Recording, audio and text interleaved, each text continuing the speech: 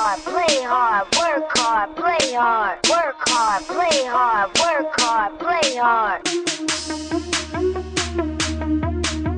Bieži vien daudziem no mums fitnesa zāle asociējas ar ilgiem un miltpilnām stundām pavadītas svīstot, kardiotrenažierē trenējoties. Diemžēl tas nav tā. Mēs pieredzām, ka fitness asociējas ar ko ilgu, nereālu. Ja mēs netrenējamies 2-3 stundas dienā, tad pazūd jēga. Nākošās 2 minūtēs mēs jums šo stereotipu lauzīsim. Mēs atnākam uz sporta zāli, pavingrojam 2-3 stundas, 3 reizes nedēļā.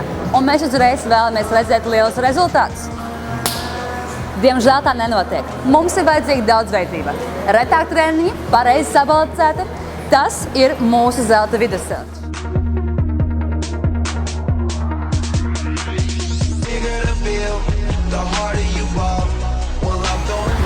Pēc Pasaules veselības organizācijas cilvēkam katru dienu būtu vēlams nodarboties 1 stundu.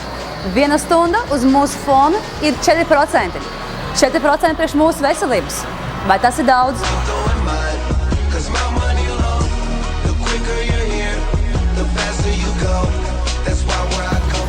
Pirmos rezultātus jūs jau manīsiet pēc pirmā treniņa.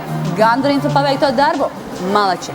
Ja jūs vēlaties gūt lielākus rezultātus, tad optimālais priekš mums būtu 3 reizes nedēļā. Protams, ja vēlaties celt plātiņu, tās treniņi notiek katru dienu. Te viss ir kā ar mīļoto sievieti. Pirmā reizē tu viņu savaldzini. Šis valdzinājums jānotur arī ilgstoši. Tas pats ar tavu ķermeni. Tavs ķermenis tev kalpo visu tavu mūžu. Varbūt laiks to palielināt? Atceries, tie ir tikai 4% no tavas pilnas darba dienas. Pajautāsim mūsu klientam, cik aizņem viņa treniņš. Es trenēju 4-5 reizes nedēļā. Treniņš aizņem līdz pusotrai stundai. Un esmu ļoti apmierināts rezultātiem.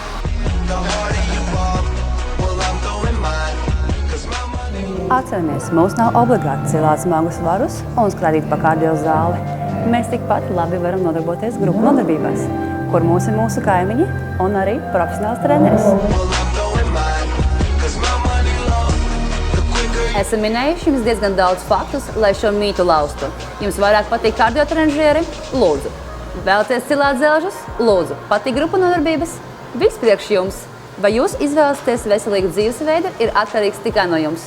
Un atceramies, 4% no dienas tas nav daudz. Tiekamies!